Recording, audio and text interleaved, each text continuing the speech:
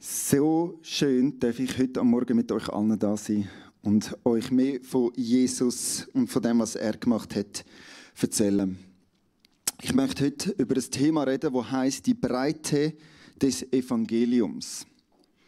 Und ich möchte gerade einsteigen mit euch in einen Bibeltext drin, wo so die Geschichte von heute am Morgen ist und wo wir miteinander anschauen wollen. Es ist ein bisschen mehr Text, also alle, die eine Bibel dabei haben, es lohnt sich, die jetzt vorzunehmen, dann kannst du mitlesen. Wenn du sie nicht dabei hast, wir haben auch am Bildschirm extra für dich, die Mühe nehme ich mir amix und tu dir den ganzen Bibeltext rausschreiben, also Copy-Paste, dass du kannst mitlesen. Genau. Und dass du immer gerade weisst, von was ich eigentlich da rede. Okay, also wir steigen gerade ein. Es ist Geschichte, die findest du im 2. Könige 6, 24 und 25 tut die Situation beschreiben und nachher steigen wir gerade in die Geschichte. Das ist ein Kapitel später, im 2. Könige 7, 3 bis 9. Das ist der Text, den wir miteinander lesen. Aber zuerst, was ist eigentlich passiert und was geht es? Das ist die Situation wie folgt beschrieben.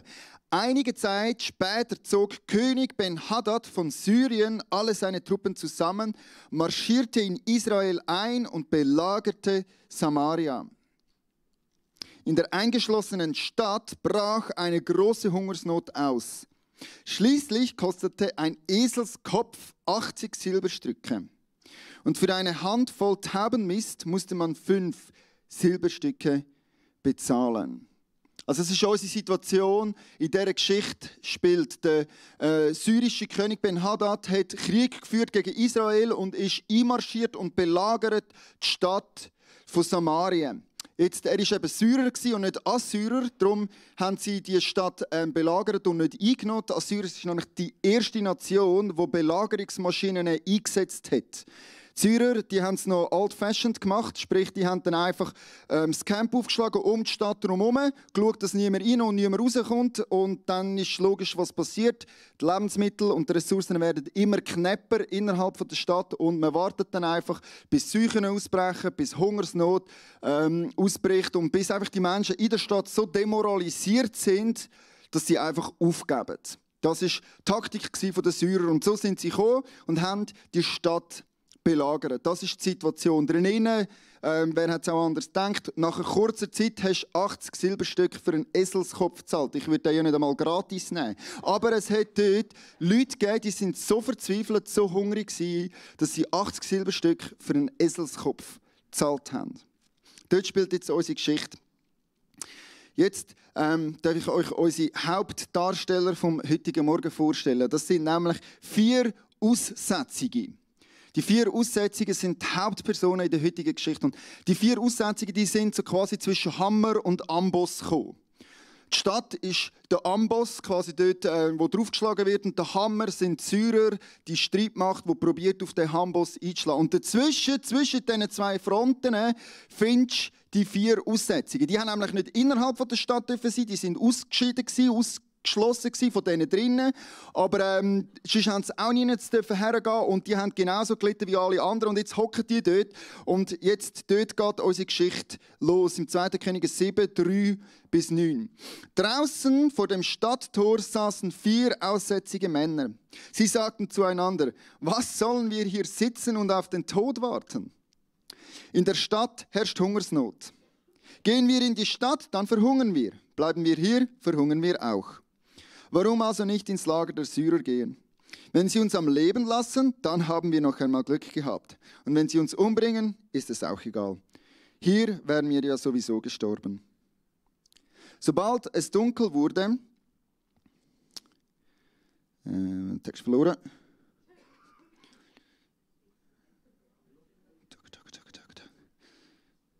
Sobald es dunkel wurde, machten die 4 sich auf den Weg zum Heerlager der Syrer. Doch als sie da zum ersten Zelt kamen, konnten sie weit und breit keinen Menschen entdecken. Denn der Herr hatte die Syrer das Donnern von Pferdehufen und den Lärm heranbrausender Streitwagen hören lassen, als ob ein riesiges Heer im Anmarsch wäre. Das sind die Könige der Hethiter und der Ägypter mit ihren Truppen, hatten die Syrer gedacht. Bestimmt hat der König von Israel sie zur Hilfe gerufen. Gleich greifen sie an. Hals über Kopf hatten die Syrer in der Abenddämmerung die Flucht ergriffen. Ihre Zelte und die Pferde und Esel, ihr ganzes Hab und Gut, alles haben sie zurückgelassen und waren um ihr Leben gerannt. Als nun die 4 aussätzigen Männer ins Lager kamen, gingen sie in eines der Zelte, aßen sich erst einmal satt und stillten ihren Durst. Dann rafften sie alles an Silber und Gold und Kleidern zusammen, was sie dort im Zelt finden konnten, und versteckten die Schätze außerhalb des Lagers. Schnell eilten sie zurück, gingen in das nächste Zelt und nahmen auch von dort alles mit, was sie an Kostbarem finden konnten, um es in ihr Versteck zu bringen. Doch dann sagten sie einander: Eigentlich ist es nicht recht, was wir hier tun. Heute ist ein Freudentag. Wir haben eine so gute Nachricht für die Leute in der Stadt und behalten sie für uns. Was für eine spezielle Gegebenheit. Also ich sympathisiere ja schon sehr fest mit diesen 4 Aussetzungen. Kannst du dir vorstellen, was das für ein Gefühl war, wie die in das Lager reingelaufen sind? Also zuerst erst einmal mit dem Tod gerechnet, oder? Die haben gedacht, okay, wir sterben ja höchstwahrscheinlich. Es gibt keinen Grund für die Syrer, uns am Leben zu lassen. Und jetzt laufen die in die Stadt rein und die merken plötzlich, in dem ganzen Zeltdorf ist nichts und niemand mehr da. Sie gehen ins erste Zelt und merken tatsächlich, da ist ein deckter Tisch für uns. Ich weiss nicht, wie lange dass die schon keine richtige Nahrung mehr gegessen haben. Und sie gehen in das Zelt rein und merken, da ist alles im Überfluss da. Und dann stopfen sich zuerst mal das Maul voll, füllen sich den Bauch. Und nachher, ein bisschen später, merken sie, da hat es auch noch ganz viel Gold und Silber. Und dann fangen sie alles an zusammenraffen, gehen voraus, buddeln das Loch oder finden einen hohlen Baum. Da ist Kreativität freien Lauf lassen und verstecken das Silber nur, um dann wieder zurückzugehen. Und beim nächsten Zelt das wieder zu machen. Und dann schauen sie auf und sehen die ganze Zeltlandschaft und realisieren, da ist nichts und niemand mehr da. Und das ist alles einfach verwaist für uns. Wir können das alles plündern. Und nachdem dass sie so eine Zeit lang unterwegs waren und irgendwann gemerkt haben, okay, der Hunger hat sich gestillt und wir haben so viele Schätze verbuddelt, wie wir eigentlich wahrscheinlich ja eh nie brauchen können. Und langsam aber sicher klickt es bei ihnen und sie realisieren, hey, das ist eine mega gute Nachricht, die wir hier haben für die in der Stadt, weil die sind ja immer noch am Hungern. Die wissen ja noch nicht, was wir wissen, dass da aussen eine verwaiste Stadt ist, dass der Feind schon lange aufgegeben hat und abgehauen ist. Und sie schauen sich gegenseitig an und kommen zum Schluss, hey, wir haben eine gute Nachricht, die wir jetzt unbedingt in der Stadt erzählen müssen. Und so beschließen sie dann, miteinander in die Stadt zu gehen und sie erzählen in der Stadt, mitten in der Nacht klopfen sie ans Tor und sagen, hey, wir haben eine gute Nachricht für euch. Und jetzt möchte ich euch eine Frage stellen. Und die tönt vielleicht im ersten Moment ein bisschen dumm, die Frage. Aber sie ist eigentlich gar nicht so dumm. Also gib ihr schnell eine Chance dieser Frage. Bist du bereit für die dumme Frage? Die dumme Frage ist folgende. Was ist eigentlich genau das Gute an der Nachricht, die die 4 Jungs erzählen? Was ist genau das Gute an dieser Nachricht? Im ersten Moment würde man ja denken, ja, dumme Frage, ist ja klar, oder? Aber eigentlich ist es gar nicht so klar, oder? Sie könnten ja ganz viele verschiedene Sachen erzählen. Oder sie könnten sagen, an die Tür klopfen und sagen, liebe Freunde, die Hungersnot ist vorbei. Ihr müsst nicht mehr Hunger haben. Lass den Eselskopf fallen. Es gibt da außen viel Besseres. Du mit dem Tubenmist in der Hand sofort. Es gibt da außen etwas viel Besseres. Ihr müsst nicht mehr Hunger haben. Ihr müsst keine Eselsköpfe mehr essen. Kommt mit. Das wäre ja eine Möglichkeit von dieser guten Nachricht, oder? Sie hätten aber auch sagen können, hey, unser Gott hat einen Sieg für uns errungen. Da gibt es einen überwältigenden Sieg. Niemand kann es erklären, wie das genau passiert ist, aber das feindliche Heer ist abgehauen. Das wäre ja auch eine gute Nachricht, oder? Für die in der Stadt drinnen. Sie hätten auch sagen können, hey, ihr glaubt jetzt nicht, wie viele Reichtümer dort aussen für euch bereit sind. Das sind Zelte voll Gold und Silber. Alles, was ihr jetzt machen müsst, ist kommen und das Gold und Silber einsammeln. Nie mehr wirst du einen Tag lang arbeiten. Es ist jetzt vorbei. Wir haben es, wir sind es ist gelaufen, es ist Jackpot. Weißt du, das wäre ja eigentlich auch eine gute Nachricht für die in der Stadt drinnen. Also was ist genau das Gute an dieser Nachricht? Und vielleicht merkst du jetzt ja, okay, es gibt ganz viel, was gut ist in dieser Nachricht drinnen. Ganz viele Aspekte und Themen, die sie hätten können erzählen. ist eigentlich eine gute Nachricht für die in der Stadt. Sie einigen sich dann übrigens auf die Siegesvariante. Also sie gehen erzählen, dass der Feind besiegt ist und dass sie alle abgehauen sind. Das ist die Nachricht, die sie erzählen. Und jetzt interessanterweise, was mich sehr fasziniert, ist, wie dann genau die gute Nachricht in dieser belagerten Stadt in Samarien ankommt. Also mitten in der Nacht bängeln die 4 Jungs an die Tür und sagen, gute Nachricht, der Feind ist besiegt, ihr könnt alle rauskommen, wir haben gewonnen. Das ist die Nachricht, die sie erzählen. Jetzt, wie kommt die Nachricht genau an innerhalb der Stadt? Das lesen wir im 2. Könige 7, Vers 11 und 12. Die Torwächter verbreiteten die Nachricht sofort in der ganzen Stadt und auch im Königspalast wurde sie gemeldet. Obwohl es mitten in der Nacht war, stand König Joram auf und ließ seine Berater zu sich kommen. Ich kann euch sagen, was die Syrer vorhaben, begann der König. Sie haben längst gemerkt, dass wir am Verhungern sind. Nun haben sie sich aus dem Lager zurückgezogen und sich in einen Hinterhalt versteckt. Sobald wir aus der Stadt herauskommen, wollen sie uns alle gefangen nehmen und dann mühelos die Stadt zu erobern. So ist die gute Nachricht von den 4 Jungs innerhalb der Stadt angekommen. Also obwohl es eigentlich so eine fantastisch gute Nachricht war, wie sich niemand ausdenken konnte, ist innerhalb dieser Stadt die gute Nachricht überhaupt nicht gut angekommen im ersten Moment. Sie haben dann das dann schon ausprobiert. Also sie haben die letzten 5 Rösser, die sie noch nicht gegessen haben, vor einen Wagen gespannt und sind geschaut und haben festgestellt, tatsächlich, das ist kein Seich, das die da erzählen. Und sind dann alle aus der Stadt rausgekommen und haben sich wie die 4 Aussätzigen Bäuche vollgeschlagen und den Schatz der Feinde plündert. Also schlussendlich ist dann schon irgendwie mal noch die Realisation wirklich durchgekommen, hey, was die 4 da erzählen, ist tatsächlich gute Nachricht. Aber ist es nicht spannend, dass eine gute Nachricht nicht immer gut ankommen muss? Man sagt ja schon so schön, oder? Die Qualität der Botschaft wird am Sender gemessen. Eben nicht. Am Empfänger gemessen. Es kommt nicht darauf an, wie gut es der Sender sagt. Wenn es beim Empfänger nicht ankommt, ist die gute Nachricht eigentlich überhaupt keine gute Nachricht. Und da wollen wir jetzt die Geschichte nehmen und auf uns anwenden und auf uns interpretieren und anschauen.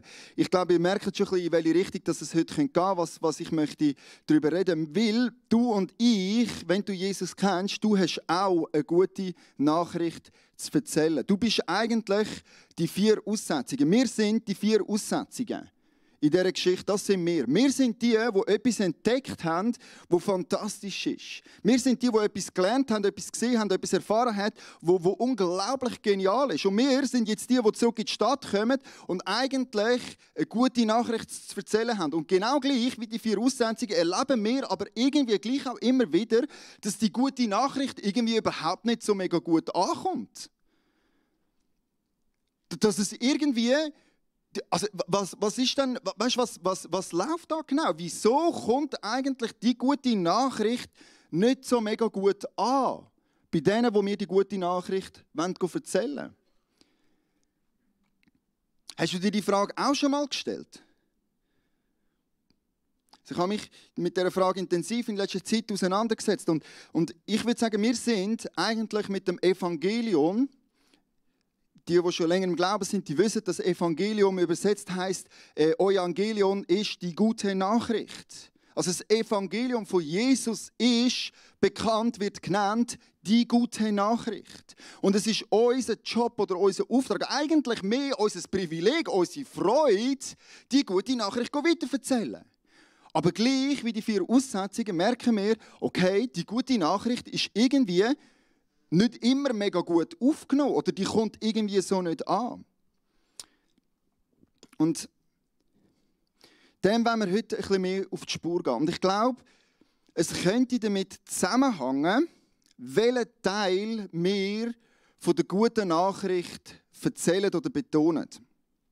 Also wir haben gesehen, okay, die haben zwar eine mega gute Nachricht, eigentlich hat im ersten Moment das Gefühl, ist ja klar, aber sie könnten ja verschiedene Sachen betonen innerhalb von der Breite von dieser guten Nachricht. Stell dir mal vor, kurzes Gedankenexperiment, die 4 Aussätzige wären zurück in die Stadt gekommen, hat er die Tür gebängelt und Folgendes den Leuten innerhalb der Stadt als erstes erzählt. Hey, liebe Leute, ihr glaubt es nicht, aber da aussen, hey, da, der Syrer, ihre Zelte. Ich sage dir, die Zelte, die sind so genial. So Zelte hast du in deinem Leben noch gar nie gesehen. Die haben 5 Kämmer, die Zelte. Die sind so krass. Hey, innerhalb der Stadt wäre wahrscheinlich die Reaktion gerade so gewesen, oder? Was erzählst du genau von Zelt? Zelt interessiert mich nicht. Wer hat schon Freude an Zelt? Sind wir mal ehrlich, wer geht schon gerne zelten? Oder? Wer hat Freude an Zelt? Oh, es gibt einen. Ich wollte eigentlich sagen, ihr müsst nicht aufheben, weil ich jetzt nämlich böse reden über alle die gerne zelten. Weil wer macht das schon? Erstens, das erste Problem beim Zelten, deine Körperhaltung ist so. Weil da ist ja das Zeltdach, oder? Das ist, du kannst nie richtig dort drinnen stehen. Das zweite Problem beim Zelten ist, du schlafst auf dem Boden. Also, wer schläft schon gerne auf dem Boden? Das dritte Problem, wenn es regnet, dann hast du ein Problem. Ich rede aus Erfahrung. Wir sind nämlich mal eine Woche zelten, Dunja und ich, in Neuseeland. Und es hat jeden einzelnen Tag geschifft. Ich habe in der 3. Nacht, wo es mir auf den Kopf getropft hat, mitten in der Nacht, habe ich gefunden, jetzt ist es einfach fertig. Und ich habe mir ein zweites Zelt gekauft und dann haben wir das Zelt im Zelt aufgestellt, weil ich einfach so fertig bin, dass es mir immer auf den Kopf regnet. Und nachher, also nochmal das Problem beim Zelten ist, es ist entweder ist es zu heiß, weil die Sonne scheint, oder? Und dann bratest du innerhalb des Zeltes. Oder es ist einfach zu kalt, weil es kalt ist und dann frierst du innerhalb des Zeltes. Also, wir sind uns alle einig, Zelt ist eigentlich blöd. Aber es gibt... Vielleicht gibt es ja jetzt, wie es auch da innen, aus Gründen, die wir nicht erschliessbar sind, gibt es vielleicht ein paar Zeltenthusiasten, die das super finden. Die finden, ja, es ist genial, wenn es auf den Kopf regnet. Ja, es muss zu heiß oder zu kalt sein. Und ja, der Stein im Rücken, weisst du noch, was gemacht hat? Gibt es vielleicht, gell? Vielleicht gibt es ja sogar innerhalb von Samarien Leute, die Zeltenthusiasten waren. Und für die war das tatsächlich gute Nachricht, die gefunden haben, hey, die Zeltkonvention, gerade direkt vor unserer Stadt, hey, die besten, krassesten Zelte, die es je gegeben hat. Hey, ich freue mich, ich gehe in die gerade schauen. Und für die ist das tatsächlich gute Nachricht. Aber für jeden normalen Mensch ist das keine gute Nachricht. Obwohl, dass es in dieser Breite von dieser guten Nachricht für ein paar Leute vielleicht tatsächlich eine gute Nachricht war. Ich glaube, und das ist der Punkt, den ich heute machen möchte, ich glaube, das Evangelium ist viel breiter, hat viel mehr Gutes drin, als wir gelernt haben, darüber zu reden und davon zu erzählen. Ich glaube, wenn es ums gute Weiterverzählen, der guten Nachricht geht, dann haben wir so ein bisschen eine Storyline, die wir gerne erzählen. Ich erzähle die übrigens auch gerne und es ist nichts falsch mit dieser Storyline.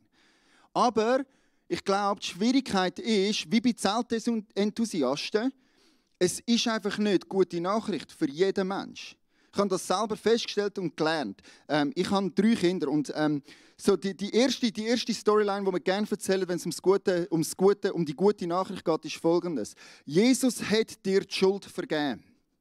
Er ist für dich am Kreuz gestorben, dass deine Schuld vergeben ist und dass du ohne Schuld vor Gott kannst stehen. Quasi, du bestehst jetzt vor dem Richter. Das ist die gute Nachricht. Und zum Beispiel mein Sohn, der Seraya, unser ältester Sohn, er hat ein sehr ausgeprägtes Schuldgefühl. Also wenn er etwas falsch macht, dann spürt er den Fehler und die Schuld spürt er extrem fest.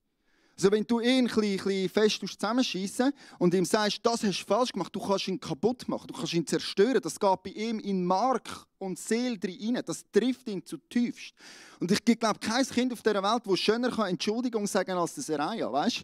Das ist so richtig, es tut mir leid, es tut mir so fest leid. Weißt, mit allem, was er hat, kommt er Entschuldigung sagen, weil er sich dieser Schuld so bewusst ist. Und wenn du ihm dann sagst, Seraya, ich vergib dir, hey, was ist das für eine Zentnerlast, die da ab seinen Schultern geht? Also, weißt du, der Teil von der guten Nachricht, hey, du bestehst vor dem Richter, deine Schuld ist dir vergeben, ist für ihn tatsächlich gute Nachricht. Das ist das Beste, was du ihm erzählen kannst. Also er, zum Beispiel Apostelgeschichte 10, 42, wo der Aspekt der guten Nachricht so betont, wird voll für diese Reihe funktionieren. Dort steht, Jesus gab uns den Auftrag, dem ganzen jüdischen Volk zu sagen und zu bezeugen, dass Gott ihn als Richter über die Lebenden und die Toten eingesetzt hat. Schon die Propheten haben alles über ihn gesprochen. Durch ihn, so haben sie es vorausgesagt, wird jedem Menschen seine Sünden vergeben, der an ihn glaubt. Also das ist genau gute Botschaft für das Reihe. Hey, es gibt einen Richter. Er liebt Gerechtigkeit, das ist Vokabular, wo ihm sehr nahe ist. Und er ist sich bewusst von einer Schuld. Für ihn ist das unglaublich eine gute Nachricht, dass seine Schuld vergeben ist und dass er vor dem Richter besteht. Das ist Halleluja für ihn. Jetzt haben wir aber auch noch eine Tochter, und die heißt Caitlin. Und die hat überhaupt kein Gespür oder Gefühl für Schuld. Also wenn sie irgendetwas falsch macht und sie anschimpft, dann sagt sie, Entschuldigung, es ist ihr einfach... Verstehst du, die spürt das ganz anders. Die ist sich keiner Schuld bewusst oder es trifft sie überhaupt nicht so wie das Seraya. Es ist manchmal zum Verzweifeln als Eltern, sage ich dir. Du probierst, der beizubringen, hey, du hast etwas falsch gemacht und sie findet, ja, dann halt, okay, ja, ist halt so. Es macht nichts mit ihr. Es gibt Wichtigeres, genau. Und jetzt stell dir vor, du kommst zu der Caitlin mit der guten Nachricht. Hey Caitlin, deine Schuld ist dir vergeben. Okay. Also das ist jetzt wie mir würdest erzählen, dass es eine Zeltausstellung gibt im Tagi, weißt? Hey, ja, vielleicht für einen anderen möge das ja vielleicht sogar eine gute Nachricht sein, oder? Aber für mich ist jetzt der Teil von der guten Nachricht überhaupt keine gute Nachricht. Aber wisst ihr was? Bei der Caitlin gibt es andere Aspekte vom Glauben, von dieser guten Nachricht, wo sie vollkommen anspricht, wo sie nachher leidenschaftlich ist. Zum Beispiel, es gibt niemanden, der so leidenschaftlich dir erzählen kann, wie gross Gott ist und wie stark er ist. Mit so grossen Augen kann sie dir sagen, hey, Gott ist im Fall allmächtig, er kann alles. Er kann alles. Das ist für sie so ein Zugang, die Erfahrung, hey, da ist ein guter Gott im Himmel, der kräftig, der mächtig ist. Das ist gute Nachricht für Caitlin. Oder für sie fast noch wichtiger, ich gehöre dazu. Ich bin angenommen. Da gibt es einen Gott, der mich so wie ich bin, lieb hat. Also wir können sagen, es gibt Leute, die sind sich sehr ihrer Schuld bewusst, die wissen, dass sie etwas falsch gemacht haben. Aber es gibt andere Leute, die sind viel mehr mit Scham unterwegs. Und für Leute, die mit Scham unterwegs sind, ist die Frage von «Ich bin angenommen» viel die bessere, gute Nachricht, als dir ist deine Schuld vergeben. Also zum Beispiel Epheser 2, Vers 18 und 19. Das wäre für Caitlin gute Nachricht. Durch Christus dürfen wir jetzt alle, Juden wie Nichtjuden, vereint in einem Geist zu Gott, dem Vater, kommen. So seid ihr nicht länger Fremde oder Heimatlose, ihr gehört jetzt als Bürger zum Volk Gottes, ja sogar zu seiner Familie. Verstehst du? Da ist ein Gott, der dich und mich annimmt, der seine Arme offen hat und sagt, zu dir und mir, du gehörst dazu. Du bist angenommen, so wie du bist. Du musst dich nicht mehr schämen, sondern du gehörst da drin, in diese Gemeinschaft gehörst du dazu. Das ist gute Nachricht. Für mich haben wir überlegt, okay, was ist denn für mich? Wo sprich ich an in dieser Breite vom Evangelium, von dieser guten Nachricht? Was ist es, wo mich anspricht? Und der Bibelvers, wo vielleicht am besten für das steht, ist 1. Korinther 15, Vers 56. Das Leben hat den Tod überwunden. Tod, wo ist dein Sieg? Tod, wo bleibt nur deine Macht? Die Sünde ist wie ein Stachel, der tödliches Gift in sich trägt. Durch sie hat der Tod seine Macht und die Sünde hat ihre Kraft durch das Gesetz. Aber Dank sei Gott, er schenkt uns den Sieg durch Jesus Christus, unserem Herrn. Hey, das spricht mich aber vollkommen an. Hey, da gibt es zwei Teams. Es gibt das Team Sünde und es gibt das Team Jesus, das die Sünde besiegt hat. Ich gehöre im Fall mega gerne zu den Siegern. Und Jesus sagt, Micha, du gehörst in mein Team der Sieger. Du darfst in mein Team kommen, du gehörst zu mir. Hey, wir haben gewonnen. Ich gewinne so mega gern. Und ich gehöre jetzt zu Jesus, der den Sieg errungen hat. Der zum Tod sagt, dir ist der Stachel gezogen. Und ich darf jetzt den Jesus verkünden und proklamieren. Und allen erzählen, wie genial der Sieg ist, wo Jesus errungen hat. Stell dir vor, der Tod wollte Jesus töten. Aber haha, es hat nicht funktioniert. Der Tod hätte ihn nicht heben. Er ist zum Grab rausgestiegen. Er hat seine Macht und Kraft demonstriert. Und ich darf zu ihm gehören. Das ist gute Nachricht für mich.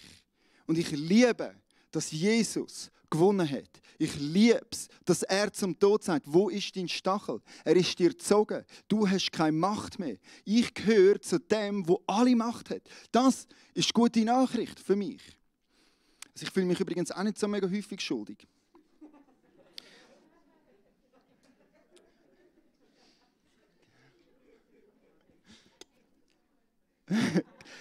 Genau.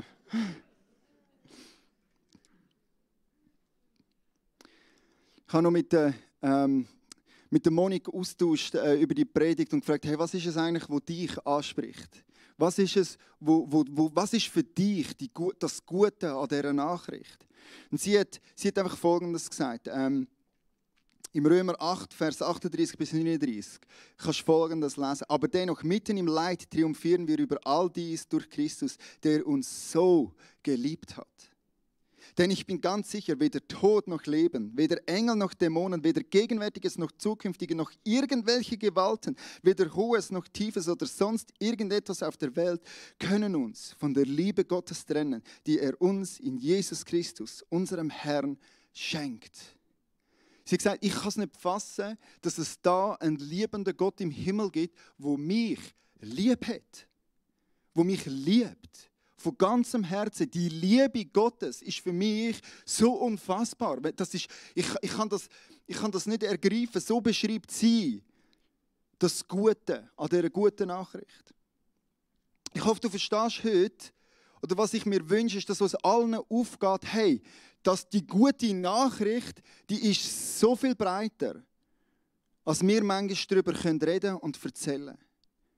Und manchmal kommt die gute Nachricht vielleicht nicht so mega gut an, weil wir Hungernden probieren, Zelt schmackhaft zu machen. Wir probieren, das Gute so zu erzählen, dass es überhaupt nicht als wirklich gut ankommt bei den meisten der Leute. Wir haben eigentlich ausschliesslich, wenn es um Jesus und die gute Botschaft geht, haben wir immer über Schuldvergebung geredet.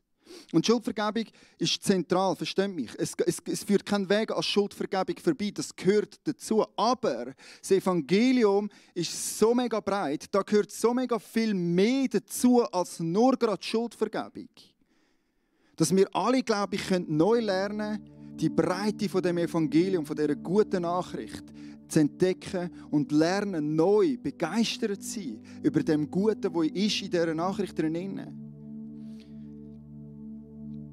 Ich habe 2 Fragen für dich zum Abschluss von dieser Predigt. 2 Fragen, mit denen ich dich möchte gerne so in die nächste Woche schicken, die ich dir möchte als Aufzug geben, um mal darüber nachzudenken. Die erste Frage ist, was ist für dich das Gute an dieser guten Botschaft? Was ist für dich das Gute an dieser guten Botschaft? Du dich mal neu dieser Frage stellen und überleg mal, hey, wir haben festgestellt, das ist so eine Breite, so eine Tiefe in dieser Nachricht von Jesus, von dem, was er alles gemacht hat. Was ist es, was für dich das Gute dort drinnen ist? Ich habe ein paar Sachen aufgezählt, oder? Hey, vielleicht bist du auch wirklich wie der Seraja, der sagt, hey, meine Schuld ist mir vergeben. Das ist eine Zentnerlast, die von meiner Schulter weggenommen ist. Vielleicht bist du mehr wie Caitlin, die sagt, ich darf dazugehören. Ich bin adoptiert, ich bin angenommen. Ich muss nicht anders sein, ich muss mich nicht verbeugen, ich muss mich nicht anders präsentieren oder irgendwelche Fassaden aufrechterhalten, sondern da gibt es einen Gott, der mich annimmt, so wie ich bin. Vielleicht ist es für dich auch der Sieg, der Triumph, dass Jesus am Tod den Stachel gezogen hat. dass er heute noch mächtig ist und dass er mächtig kann wirken. Oder vielleicht ist es auch mehr so ein bisschen wie Monik, wo du sagst, hey, die Liebe Gottes fasziniert mich jeden Tag aufs Neue. Stell dich mal dieser Frage, hey, was ist für dich das Gute an der guten Botschaft? Und dann die zweite Frage. Wie können wir dann neu lernen, diese Nachricht weiterzuerzählen, dass sie auch gut ankommt? Was müssen wir anders erzählen, anders betonen? Oder was sind eigentlich die Fragen und Zugänge, die die Leute haben in unserem Umfeld, wo wir so gerne möchten, dass sie die gute Nachricht auch verstehen und hören? Was ist es, was das Gute ist an dieser Nachricht für diese Menschen? Denk vielleicht an deine Nachbarn, an irgendjemanden aus deiner Familie, wo du gerne möchtest, dass sie die gute Nachricht kennenlernen dürfen. Und stell dir mal die Frage, hey, wie kann ich dieser Person von dieser guten Nachricht neu lernen erzählen, dass sie tatsächlich als gute Botschaft anerkannt wird und gesehen wird und verstanden wird. Wir möchten jetzt gerade wieder einsteigen in die Zeit vom Lobpreis, wo wir Jesus anbeten. Ich möchte noch sagen, das ist ein Thema, das werden wir noch mehr vertiefen. Das ist eigentlich wie eine Einführung, eine Übersicht über einen Workshop, den wir miteinander machen wollen. Der Workshop heisst, wie heisst der, Raffi? Das Gute an der guten Nachricht. Genau so haben wir den Workshop genannt. Ich habe euch jetzt eigentlich quasi eine Einführung gegeben zu diesem Workshop und dort möchten wir mit euch zusammen dieser Frage mehr auf Herz und Nieren gehen und mehr erfahren, mehr darüber nachdenken, hey, was ist eigentlich das Gute an dieser guten Nachricht? Und neu lernen, begeistert sein ab dem, was Jesus für uns gemacht hat. Also wenn das dich anspricht und du gerne dabei sein möchtest, kannst du schon mal vormerken, dort kommt das Seminar und um das geht es in diesem Seminar. Wir wollen neu die Breite von dem Evangelium entdecken und lernen schätzen. Genau. Hey, zum Schluss tue ich jetzt noch beten und dann steigen wir gerade ein in eine Zeit der Anbetung. Jesus Christus, ich lobe dich und ich preise dich. Ich danke dir, dass du so eine grosse Breite hast, dass du so viel da hast, dass dein Kreuz so viel tiefer und weiter ist, als wir je erfassen können, Jesus. Dass die gute Nachricht so gut ist auf so vielen Leveln und Ebenen, Jesus. Und ich bitte dich, dass du uns neu aufzeigst, wo die Zugänge sind, Jesus. Dass wir neu uns mit dem auseinandersetzen und entdecken, was du für eine Breite hast in dieser guten Nachricht für uns, Jesus. Amen.